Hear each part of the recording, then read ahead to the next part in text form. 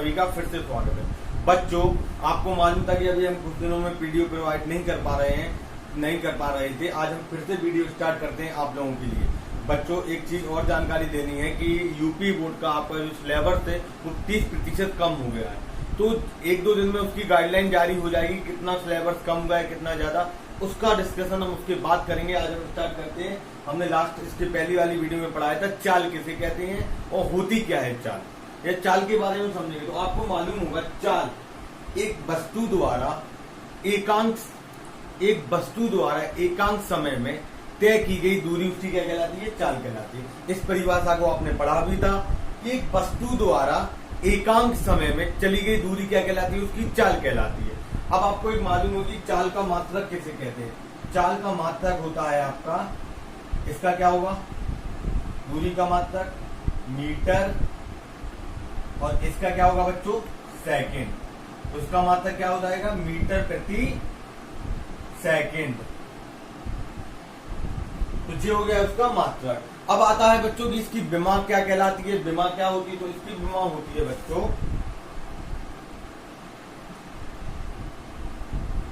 m metre की ml-1।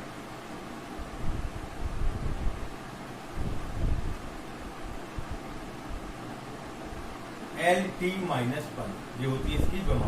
कैसे होती? मीटर की लेंथ लंबाई और इसकी क्या होती? टी। तो ये हो जाएगी mLT-1।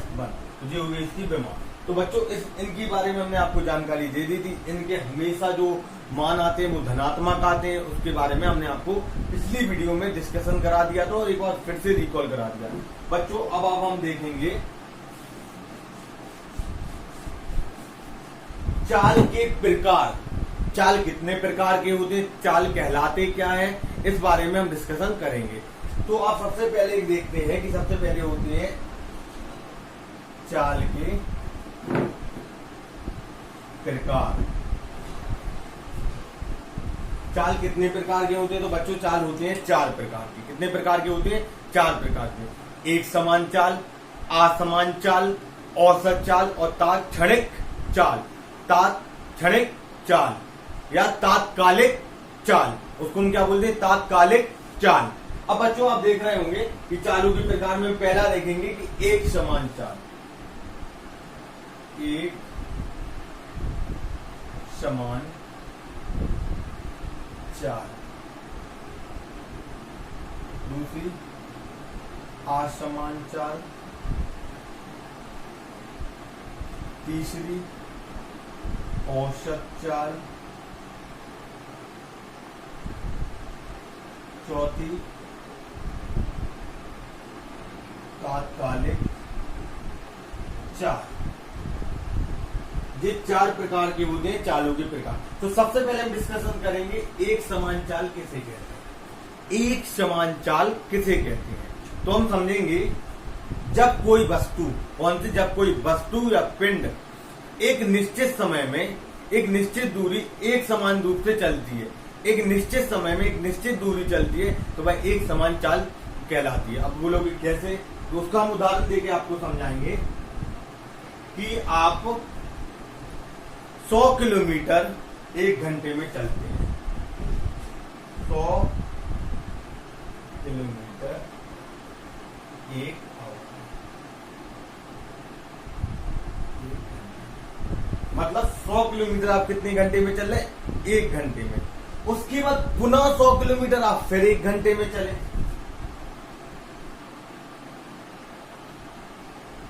एक घंटे में चले। इसके बाद पुनः 100 किलोमीटर आप फिर 1 घंटे में चले।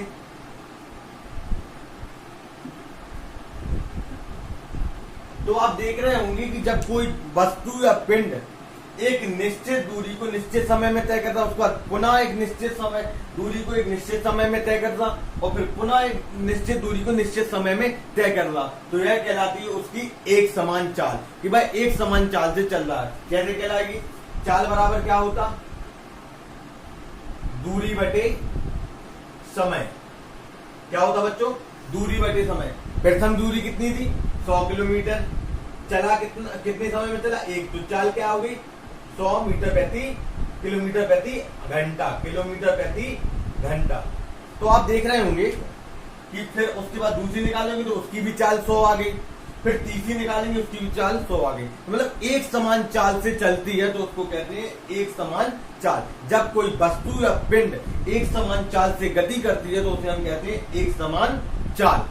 बच्चों ये जितना भी हम आपके लिए नोट्स तो प्रोवाइड करा देंगे, लेकिन हम चाहते हैं कि आप हमारे जो हम बोलते हैं उससे वीडियो या फिर अपने नोट्स तैयार करें, जिससे क्या होगा आपकी तैयारी भी होगी और आप और ज्यादा अच्छे से मेहनती होंगे और ये चीजें आपको बिल्कुल वीडियो के माध्यम से तैयार हो जाएंगी। ना आपको नोट्स बनाने की आवश्यकता है ना कुछ, और फिर भी जरूरत है तो आप एक कॉपी लीजिए और असली नोट्स को उसको तैयार करते रहिए।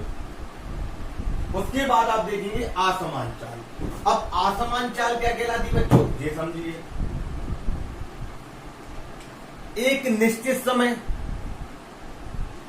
और एक निश्चित दूरी, फिर इसके बाद एक निश्चित समय, एक निश्चित दूरी ली, समय ज्यादा लग गया कम लग गया, फिर आपने फिर एक दूरी ली, उसमें फिर समय ज्यादा लग गया, फिर कम कर गया। तो मतलब आप देख रहे हैं उसकी औसत चालों में अंतर आने लगा। जब कोई वस्तु अनियमित रूप से चालें उत्पन्न करती हैं, अनियमित रूप से चालें उत्पन्न करती हैं, असमान चाल कहलाती है। क्या कहलाती है बच्चों, असमान चालें कहलाती हैं। जैसे कि आप प्रथम 100 किलोमीटर चले बच्चों 1 घंटे में, अगले 100 किलोमीटर चले 2 घंटे में, उसके बाद अगले 50 किलोमीटर चले 5 घंटे में। तो ये हम चले तो दूरियां और घंटे भी गए, लेकिन अलग दूरी अलग समय, अलग दूरी अलग समय, अलग दूरी अलग समय। अब यहाँ आप गए ट्रेन से गए होंगे, यहाँ बस से गए, यहाँ टैक्सी से गए, तो वो मायने ये नहीं करता कि आप किस चीज से गए। हमें कुल दूरी बटे कुल समय से औसत असमान चाल निकालेंगे, चाल से पता कर लेंगे कि समान चाल है कि असमान चाल है। अब देखिए इसमें आप देख रहे होंगे बच्चे, हम ऊपर लिख दे रहे हैं आप लोगों के लिए कि 100 बटे 1 तो हो गया 100 चाल। पहले कितनी चली, 100 किलोमीटर प्रति घंटा। उसके बाद 50 किलोमीटर प्रति घंटा। अब कैसे चले 50, उसके बाद 10 किलोमीटर प्रति घंटा। तो इसकी चालों में क्या निकला, अंतर निकला। क्या निकला बच्चों, अंतर। पहले 100 किलोमीटर की चाल से चले, उसका 50 से चले, फिर 10 से चले। तो ये क्या कहलाती है, असमान चालें कहलाती। जब कोई वस्तु, जब कोई पिंड या वस्तु अनियमित रूप से चालें चलती है तो वह उसकी असमान चाल कहलाती है। क्या कहलाती है बच्चों, असमान चालें कहलाती हैं। आपके ये दो एक समान, जब एक नियत चाल से चले, असमान जब अनियमित रूप से चाल से चले। तो बिल्कुल धीरे धीरे आपको इन चीजों को कंटेस्ट तैयार करना है बच्चों। हम बार बार कह रहे हैं अभी 2 महीने तक विद्यालय नहीं खुलेंगे और जो संस्थाएं हैं वो भी नहीं खुलेंगी, तो इसलिए जो ऑनलाइन माध्यम है उसके द्वारा आपको तैयारी करनी है, स्टडी करनी है बच्चों। उसके बाद अब आता है औसत चाल। औसत चाल को हम थोड़ा डिटेल से समझाएंगे बच्चों कि औसत चाल होती क्या है, कैसे कहते हैं। 2 चालें कंप्लीट हो गई, अब आपकी आती है औसत चाल। औसत चाल, औसत चाल का फॉर्मूला होता है, आपने भी पढ़ा होगा, कुल दूरी बटे कुल समय। क्या होगा, कुल दूरी बटे कुल समय। कुल दूरी बटे कुल समय औसत चाल कहलाती है। तो इसका परिभाषा बनती है जब कोई पिंड एक निश्चित समय में, जब कोई पिंड के कुल दूरी बटे कुल समय के अनुपात, कुल दूरी तथा कुल समय के अनुपात को औसत चाल कहते हैं। क्या कहलाते हैं बच्चों, एक बार फिर से रिकॉल करेंगे। जब कोई पिंड की कुल दूरी तथा कुल समय के अनुपात को हम उसकी क्या कहते हैं, औसत चाल कहते हैं। कोई 2 दूरियां रही, उनकी कुछ समय रहे, तो उसको निकाल के हम उसकी औसत चाल ज्ञात कर सकते हैं। अब जैसे दिया है कि 2 दूरियां दी कि पहली 100 किलोमीटर चले 5 घंटे में और दूसरी चले आपके 50 किलोमीटर चले 10 घंटे। तो आप इसके अनुपात की बात कर रहे हैं, काय की बात कर रहे हैं बच्चों, अनुपात की। कुल दूरी बटे कुल समय के अनुसार उसकी औसत चाल कहते हैं, उसकी औसत चाल कहते हैं।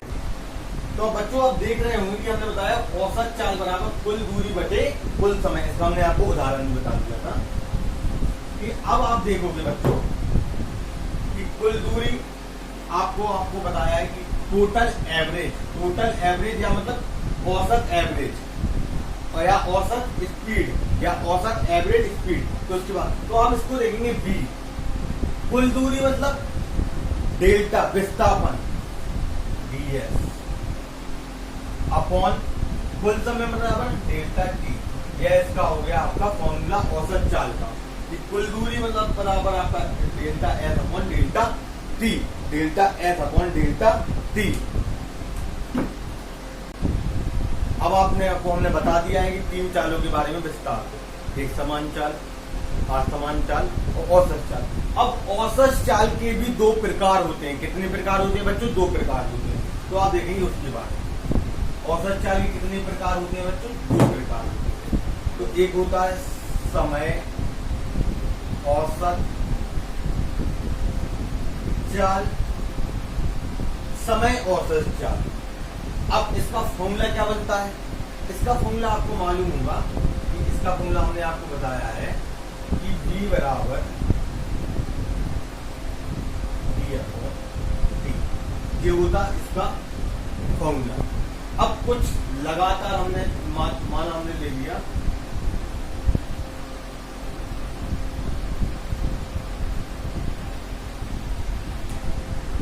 समय औसत चाल। क्या बच्चों? समय औसत चाल। अब इस बच्चों इसके लिए विस्तार से हम समझेंगे, थोड़ा केयरफुल होके तो वीडियो को ध्यान से समझना बच्चों। अब देखेंगे इसमें समय औसत चाल। समय औसत चाल आपने कुछ समय ले लिए, मतलब माना समय क्या ले लिया हमने? T1, T2, T3।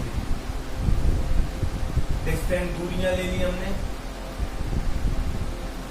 D1, D2, D3 और हमने चालें ले ली V1, V2, V3। ये लेंगे क्या नहीं?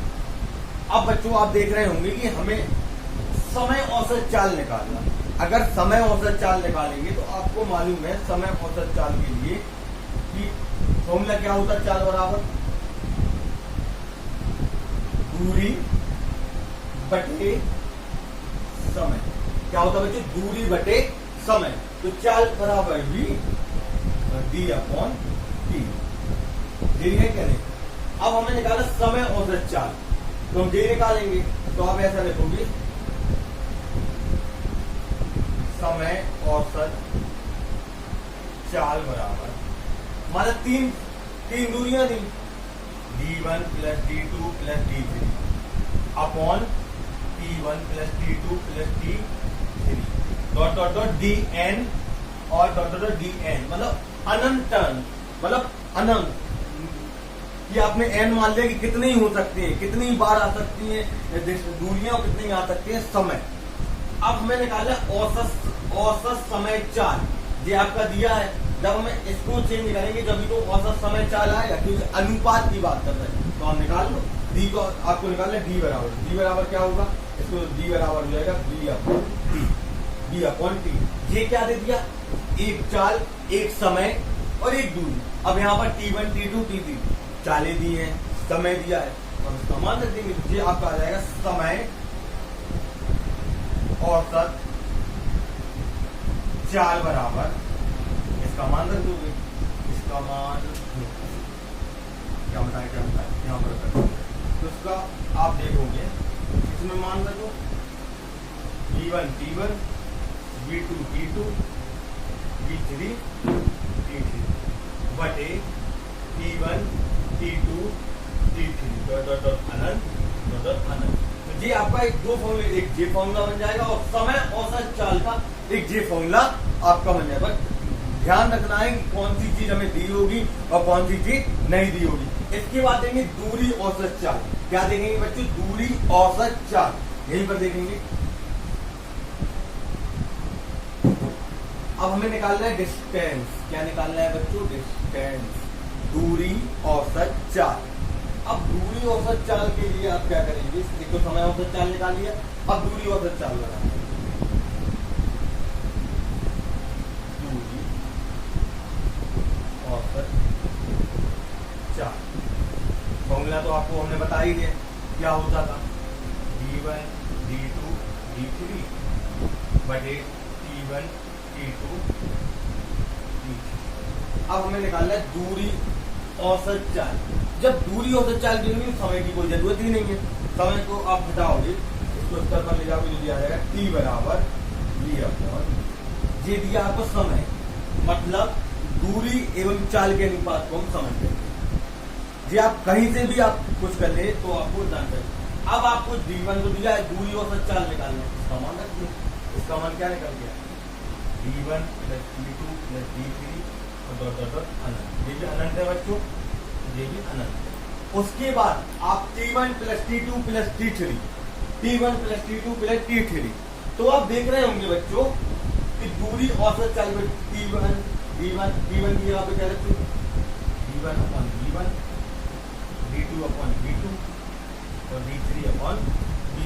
तो जी हमने इस प्रकार की दो प्रकार के होते हैं, समय औसत चाल और दूरी औसत चाल। गलत लिखा था, सॉरी, दूरी औसत चाल, इनके बारे में आपके लिए डिफाइन किया गया। इसके बाद देखेंगे तात्कालिक औसत चाल।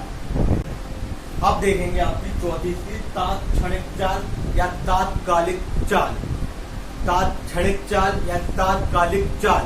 अब बच्चों इसमें आप कह रहे हैं क्षणिक, आप क्षण से समझ रहे होंगे, किसी विशेष वस्तु में विशेष क्षण के लिए उसको कहते हैं उसकी तात्क्षणिक चाल। या कोई वस्तु कोई विशेष काम करे तो विशेष समय लगे, या विशेष समय लगे, या विशेष उसका आकार करने की चाल होगी, या एक विशेष चीजें हो उसमें, तो वह कहलाएगी तात्क्षणिक चाल या तात्कालिक चाल। किसी क्षण भर के लिए हम उस चाल को लगाते हैं और चाले लेते हैं, तो उसको कहते हैं तात्कालिक चाल। आपने मोटरसाइकिल की स्पीड देखी होगी, जब हम गाड़ी चलाते हैं तो हम 60 की स्पीड में भी चलाते हैं, और अगर आगे कोई डिवाइडर कुछ आ जाता तो तुरंत ही वो 10 में चली जाती है, उसकी चाल क्या हो जाती है? 10। पहले आपने देखा होगा 60 में चल रही गाड़ी, उसके बाद चल रही 10 में आ जाती है, तो यही कहलाती है तात्कालिक या तात्कालिक क्षण या चालिक कहलाती है। कि किसी भी क्षण भर में हम 10 पे पहुंच गए, किसी भी क्षण में हम 60 पे आ गए, तो क्या कहलाती है? जब कोई वस्तु एक विशेष समय या विशेष में कार्य करे तो उसको कहते हैं तात्क्षणिक चाल या तात्कालिक चाल। क्षणिक मतलब किसी क्षण भर के लिए, और कालिक मतलब किसी काल के लिए, किसी निश्चित समय के लिए, तो वह कहलाती है तात्कालिक चाल। इसका फॉर्मूला होता है v बराबर लिमिट, जब मैथ में पढ़ोगे बेटा 11th में, लिमिट डेल्टा t बराबर 0, जो उसके बराबर होगा डेल्टा s/डेल्टा t, जो होता है विस्थापन। किसी समय में विस्थापन s में मतलब दूरी कम हो गई, किसी में समय कम हो गया, उसको जब हमने सॉल्व करें तो डिफरेंशियल s/डिफरेंशियल t जो आपको सॉल्व करें, तो जी बिल्कुल होता है और इम्पोर्टेंट भी होता है। पेपर में कभी कभार इसका सीधे विकल्प में फॉर्मूला भी पूछ लिया जाता है कि तात्क्षणिक चाल का डिफरेंशियल वाला फॉर्मूला बताइए। तो आज हमने 5 चीजों के बारे में चला। चाल, चालों के प्रकार, एक समान चाल, असमान चाल, तात्क्षणिक चाल, तात्कालिक चाल, औसत चाल, तो इन चीजों के बारे में आज डिस्कस किया है। बच्चों हम बार बार कह रहे हैं आप लोग तैयारी बनाते थे, अब रेगुलर वीडियो आप लोगों को मिलती रहेंगी, इसलिए बिल्कुल नो डाउट आप लोग परेशान मत होइए। और अब हम लोग की क्या है कि जहाँ हम वीडियो शूट करते थे बच्चों, वहाँ पर कोई प्रॉब्लम ऐसी आ गई कि या कंटेनमेंट जोन होने के कारण हम वहाँ वीडियो नहीं बना पा रहे थे। अब लेकिन हमने अपनी होम या घर पे शिफ्ट कर दिया है अपनी स्टूडियो को, तो इस कारण से बच्चों अब आपको प्रॉपर तरीके से डेली बाई डेली शाम को कितने बजे? 4 बजे आपको रोजीना वीडियो अपलोड होती रहेगी।